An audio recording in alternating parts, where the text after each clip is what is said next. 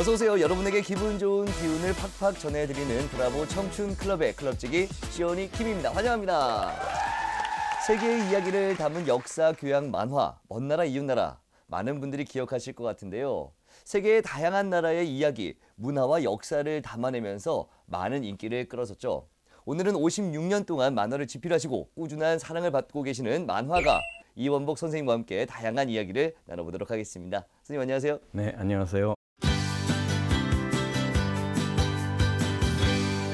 우선 우리 시청자분들께 인사 먼저 부탁드릴게요. 여러분 반갑습니다. 이렇게 같이 이야기를 나누게 돼서 대단히 기쁘고요. 마음에 있는 진솔한 얘기들을 한번 나눠보죠. 먼 나라 이웃나라 저도 어렸을 때 굉장히 재밌게 보고 공부 좀 많이 됐었거든요. 그동안 너무 오랜만에 뵈가지고 어떻게 지내셨는지 궁금해요. 뭐 잘 지내고 있습니다. 요즘에는 뭐 정년퇴직도 했고 네. 그래서 이제 올인 해가지고 이제 마지막 남은 기간 동안에 작품에 빠져들고 있습니다. 작품에 올인을 할 수 있는 네, 시간이 되셨군요. 1981년에 소년 한국일보에 이제 만화를 연재를 시작하신 거죠. 그건 아니고 네. 먼 나라 이웃나라 연재 시작이 1981년이에요. 먼 나라 이웃나라가 81년이고 제가 82년생인데 굉장히 오래되셨군요. 연세 견적이 나오네요. 네, 그럼 데뷔를 언제 하신 거예요? 그러니까 데뷔라기보다도 만화를 신문에 연재하기 시작한 것은 1962년 고등학교 1학년 때, 그러니까 고등학교 56년 전이죠. 고등학교 1학년 때 신문에 연재를 하신 거예요? 근데 이제 많은 사람들이 제가 실력이 좋아서 연재를 했는 줄 아는데 그게 아니라 그 어린이 신문이었거든요. 네.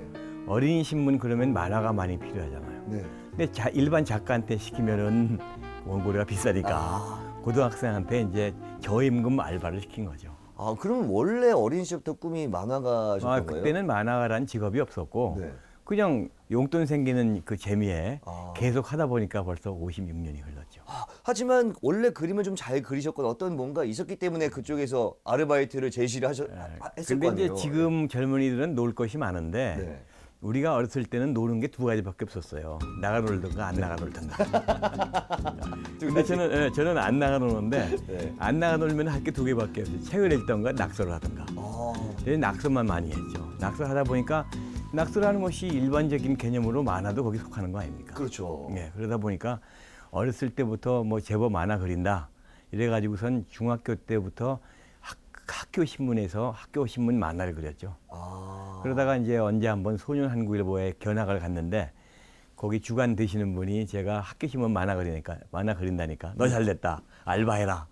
그래서 시작된 겁니다, 그게. 원체 또 관심이 좀 많으셨고 그러면 그 당시 어린 시절에 좀 만화가 많이 보급이 되었었나요? 그건 아니고요. 옛날에는 저희가 어렸을 때는 만화도 거의 없었어요. 그래서 만화방도 그냥 조그만 아주 그냥 구멍가게 비슷하게 있었는데 네. 그때 보아온 그 우리나라 1세대들 만화가들 작품들이 그때 있었죠. 어떤 것들이 있어요? 아마 이름 모르실 거예요. 박기당 씨며 아니면은 김종래 씨며 아마 그 인터넷 뒤져 봐야 나올 만한 그런 분들입니다. 1세대. 만화의 제목은 뭐였어요? 그 당시에 보던. 엄마 찾아 산말리 뭐. 그런 이제 약간 신파쇼 비슷한 거에다가. 그렇군요. 네. 유년기를 좀 힘들게 보내셨다라는 이야기가 있었어요. 근데 저만 그런 게 아니라 네. 제가 이제 46년생이니까 어린 시절 5살 때 6.25가 났고 그다음에 우리나라가 완전히 풍비박산 나지 않았어요. 그러니까 몇몇 집안 빼놓고는 거의가 다 어렵게 살았어요. 그렇기 때문에 어려웠던 어린 시절 그러면 우리 세대의 공통적인 공통분모입니다. 그건. 그러면 그런 어려움이나 이런 것들을 좀 그림으로 좀 해소를 한다든지 뭐 그런 게 있었을까요? 그때 뭐 놀거리가 없으니까 이제 남는 시간 노는 시간에는 주로 낙서하면서 만화 그리면서 그래서 지금 중고등학교 때도 하도 낙서를 많이 하고 교과서에도 만화 그래가지고 우리 동기 동창들이 제 이름 되면 다 알아요.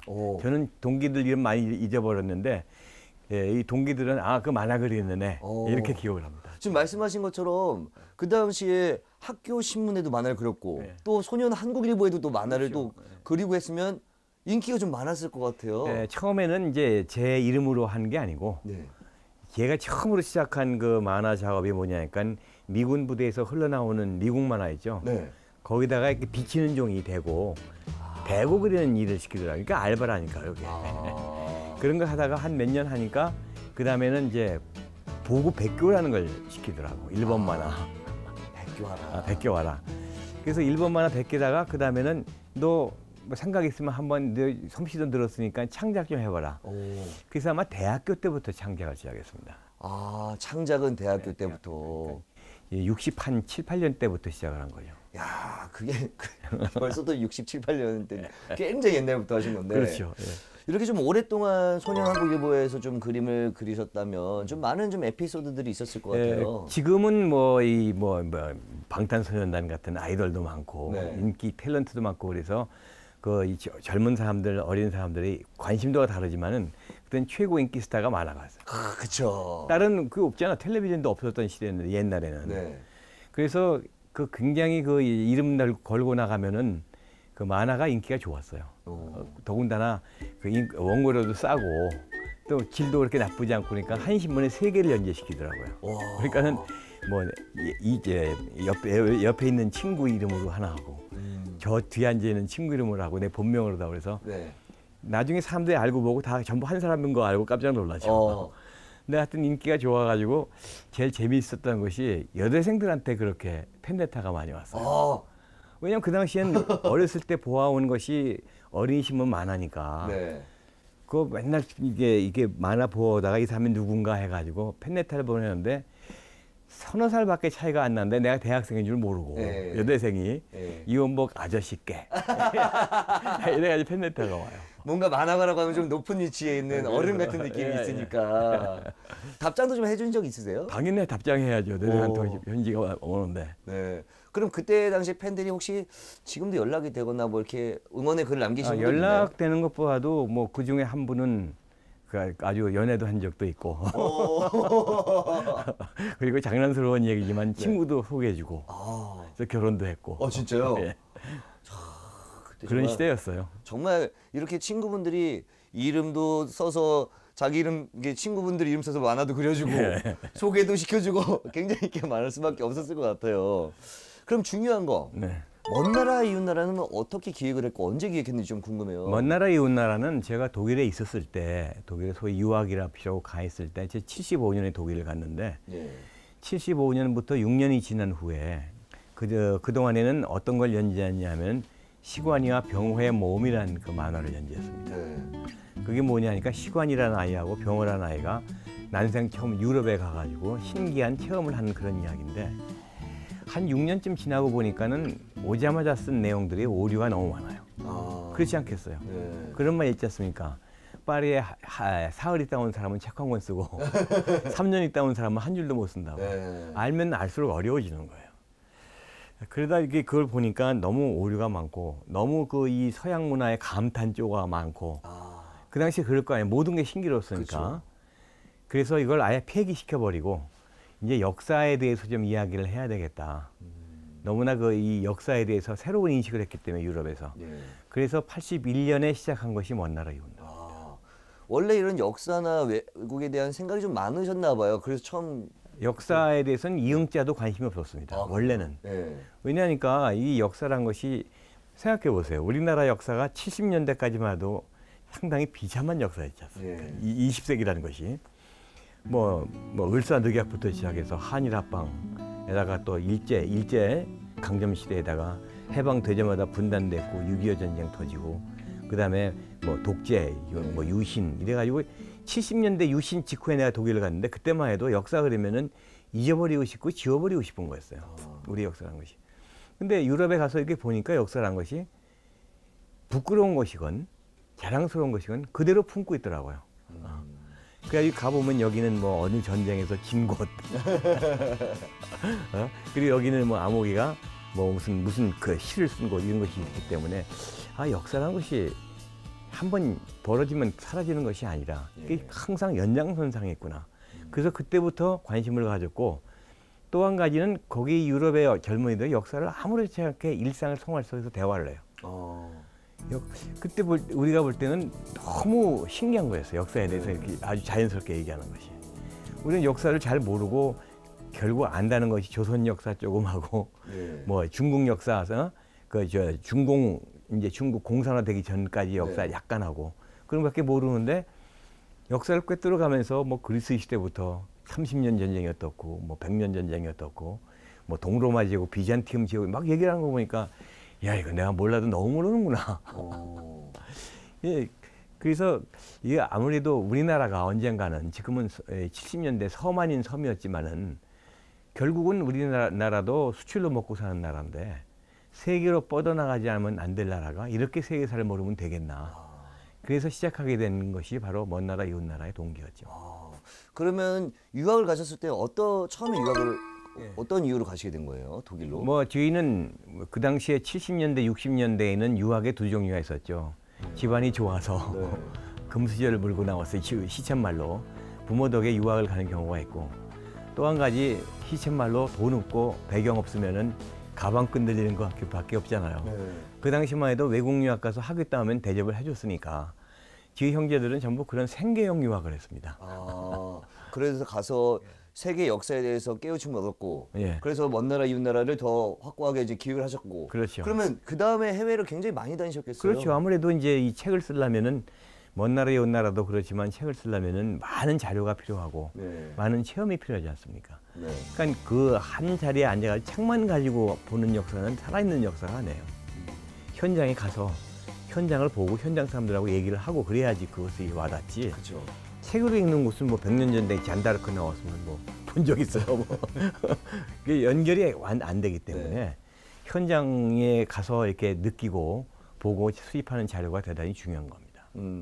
사실 우리 선생님께서 먼 나라 이웃 나라를 기획하시고 뭐 다양한 교양 뭐 만화를 많이 그리셨지만 그러면서 어른과 아이들이 함께 볼 수 있는 만화의 어떤 새로운 장르를 구축했다 이런 평가를 받는데 어떻게 생각하세요? 그런데요, 그것이 솔직히 얘기해서 제 만화가 먼 나라 이웃 나라는 어린이들이 보기엔 조금 버거운 책이에요. 네.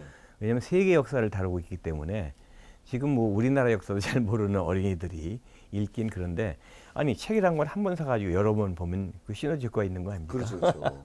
그래서 지금은 좀 어렵더라도 네. 여러 번 좀 읽어주세요 해서 약간 좀 수준을 높게 만든 겁니다. 근데 저 같은 경우도 이 재밌는 부분은 또 기억이 나거든요. 그러면은 이게 재밌다라는 인식이 있으면 좀 어렵더라도 한 번 더 보게 되고 그래서 좀 약간 기억이 나는 것 같아요. 그 이 먼 나라 이웃 나라를 만들었을 때 만화 시장은 어땠나요? 그때 아주 에피소드를 하나 알려드리죠. 네. 먼 나라 이웃 나라가 1987년에 그 신문에 연재한 걸 묶어서 6권의 책으로 나왔습니다. 책이 나오자마자 인터뷰가 요청이 들어왔어요. 네. 근데 이제 벼룩시장 같은 무가지에서 인터뷰가 들어왔는데 책 내용에 대해서는 하나도 안 물어보고 어떻게 교수가 만화를 그렸냐는 거예요. 오로지 관심이. 네. 그래서 딴 건 아무것도 안 물어보고 교수가 만화를 그렸다. 다시 얘기해서 개가 사람이 물면 뉴스가 안 되지만 네. 반대 경우는 뉴스가 된 듯이 대학 교수가 만화를 그렸다는 것이 그 당시에 그 탑픽이었죠. 그만큼 만화에 대한 인식이 우리나라엔 낮았어요.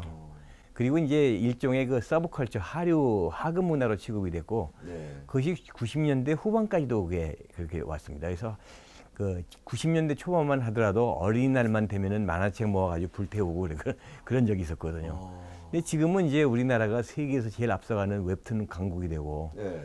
또 이 만화도 지금 K 아트, 네, 한류의 하나의 중요한 부분이 됐기 때문에 참 격세지감을 느낍니다. 네. 좀 이게 먼 나라 이웃 나라를 이야기를 하다 보니까 이 나왔던 등장인물들이 좀 다시 궁금해지는데 여기 좀- 등장인물이 없죠. 거기 나온 사람이 이제 빵모자 쓴 나레이터인데 네. 그건 저하고 아무 상관이 없어요. 이제 왜 그러니까 전 빵모자가 없어요. 근데 왜 그러냐니까 만화라는 것은 보여주는 거 아닙니까? 예. 들려주는 게 아니고 보여주면 빈칸으로 남겨둘 수가 없는 거예요. 예를 들어서 음악이 있는데 음악을 보여줄 수가 없잖아요. 그렇죠. 차이코프스키의 비창교향곡을 그 만화로 그렸다? 그거 어떻게 보여줘요? 그럴 때는 이제 나레이터가 나와가지고 이건 비창교향곡이다 이렇게 얘기를 해주는 그렇죠. 다시 얘기해서 나레이터 역할을 하는 겁니다. 이게. 그랬었군요. 자, 그럼 여기서 선생님과 함께 제가 좀 만화를 그릴 수 있는 좀 방법들을 배워보는 시간을 가져도 될까요? 한번 재밌게 한번 만화를 배워보도록 하겠습니다. 자, 이렇게 또 만화를 배우기 위해서 자리를 이동했는데 우선 이 먼 나라 이웃 나라에 나오는 캐릭터를 제가 좀 배워볼 수 있을까요? 그려볼까요? 예, 예. 이렇게 빵모자를 딱 그려주시고.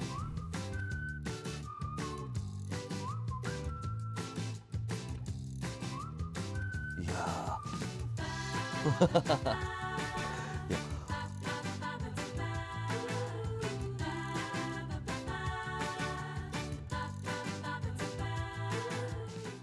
지금 뭐 몇 초 됐죠? 순식간에 끝나는데 제가 지금 그릴 때 그러면 포인트를 좀 어디다 좀 주면 쉬울까요? 좀 어려운 것 같아요 생각보다. 스타팅 포인트가 눈. 처음에 눈. 제가 저 하나씩 그려볼게요 그러면.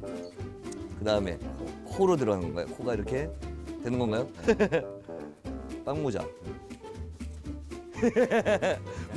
뭔가 좀 모자가 이렇게 돼야 되는데 그죠? 네. 이렇게 V. 잘 그리시네. 그다음에 손이 이게 보고 그리는 게 어렵네요. 그렇단가요? 너무 커져가지고 지금 다리를 그려야 되는데 안 나오겠네요. 여기까지만 그릴게요. 자, 그래서 이렇게 좀 뚱뚱해졌네요. 길어지고. 네. 아 어렵네요. 우리 선생님 지금 몇 초 만에 그리셨는데. 그냥 평생 그린 거니까. 아 그죠. 아 그리고 제가 지금 그림 배우고 있는데 한 가지 좀 부탁드릴 게 있어요. 저희 브라보 청춘 클럽이 100회가 됐거든요. 축하하는 어떤 만화 좀 그려줄 수 있을까요? 여기다가 이제 그 써드리면 되지. 글 쓰면 예. 오 브라보. 예. 야, 야. 자 제가 우리 시청자 여러분들께 보여드릴게요. 축 브라보 청춘 클럽 100회, 1000회, 만회까지 파이팅! 와, 만회쯤 되면 제가 나이가 꽤. 자, 이렇게 멋지게 꽃을 든 우리 또 캐릭터 그림을 그려주셨습니다.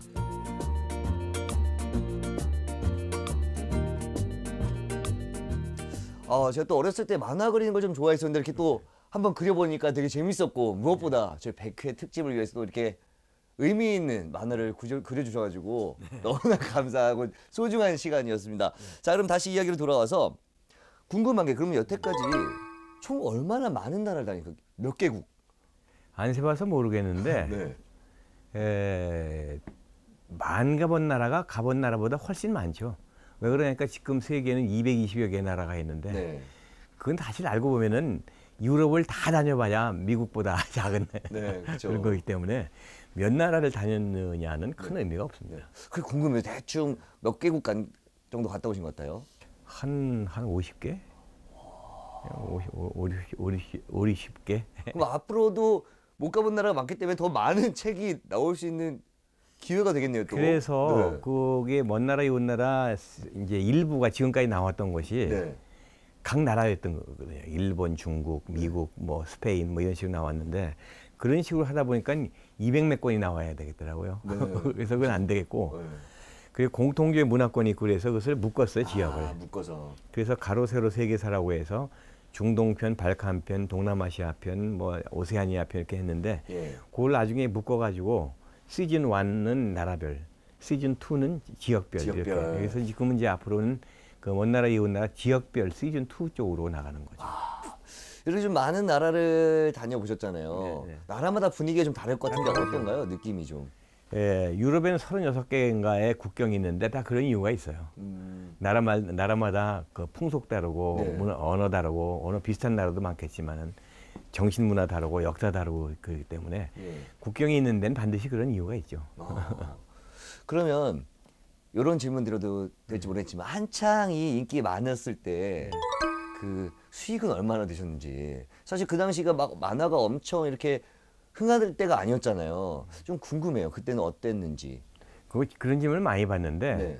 사람들이 참 오해를 많이 하십니다. 네. 돈을 엄청 벌었을 거라고. 그런데요, 네. 그 얘기를 들을게요. 87년도에 제가 만화로서는 처음으로 인세를 받기 시작했습니다. 아, 처음으로. 처음으로. 그전에는 만화는 건 문화도 아니기 때문에 그냥 이게 매절이라고 해서 한 권에 얼마 원고료 주고 끝났는데 저는 인세를 했거든요. 네. 그때 5%에 만화라고 5%를 주더라고요. 아, 인쇄를. 5%인데 그게 한 권 정가가 2,000원이었어요. 네. 그 2,000원에 5%면 한 권당 100원입니다. 네. 그 당시에 만 권 나가면 어마어마한 그 많은 부수 판매거든요. 네. 근데 만 권이 나가면은 인세가 100만 원이에요. 네. 당시에 독일 한번 갔다 오는 비행기 값이 100만 원이었어요. 네. 다 까먹었지 뭐. 여행 다니게. 아, 그러면 대략 어느 정도의 부수가 판매가 된 거예요? 지금 대충으로 계산하기 저는 안 사봐서 모르겠는데 한 1,700만 정도? 1,700만. 와. 베스트셀러네요. 이렇게 좀 세계를 많이 돌아다니셨는데 좀 재밌는 에피소드가 있었다면 좀 어떤 게 있을까요? 지금 제가 이 유학할 때 10년 거의 가까이 있었는데 네.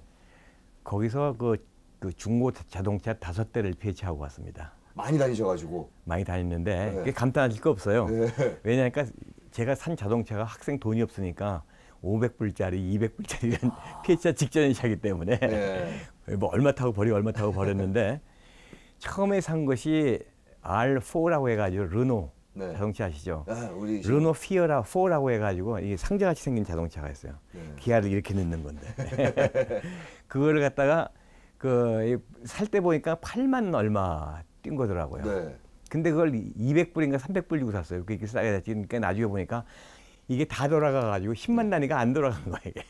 아, 표시가 안 된 거예요. 넘어가 8만이 아니라 이건 뭐 18만인데. 18만인지 28만인지 몰라요. 네, 그 몇십 8만인데. 근데 8만인 줄 알고 샀는데 그걸 사가지고 독일에서 뮌스터라는 도시에서 지브롤터 해역까지 2천 몇백 킬로를 왕복을 한 적이 있어요. 괜찮았나요? 괜찮을 리가 있나요? 지금은 차를 오래 타고 운전한 지가 4, 50년 되기 때문에 네. 그런 짓은 안 하는데 옛날에 무식하면 겁이 없어요. 그렇죠. 모르면 겁이 없어요. 네. 근데 가다가 차를 몰고 가는데 고속도로에서 오른쪽으로 핸들 거면 차가 서. 계속해서. 그래가지고 안 되겠다 싶어가지고 한 100km쯤 가다가 정비소에 갔거든요. 네. 근데 정비소 주인이 날 보더니 당신 이걸로 정말 왔냐고. 네. 왔다니까 당신 안 죽은 거 다행으로 하려고.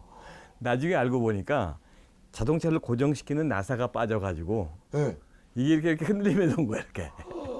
차 안에 앉아 있는 걸 모르잖아요. 그렇죠. 그 이상하다는 게 그 정도로 자동차에 대한 상식이 없이 겁도 없이 지금 같으면 어림도 없는 이야기죠. 큰일 날 뻔하셨네요. 큰일 날 뻔했죠.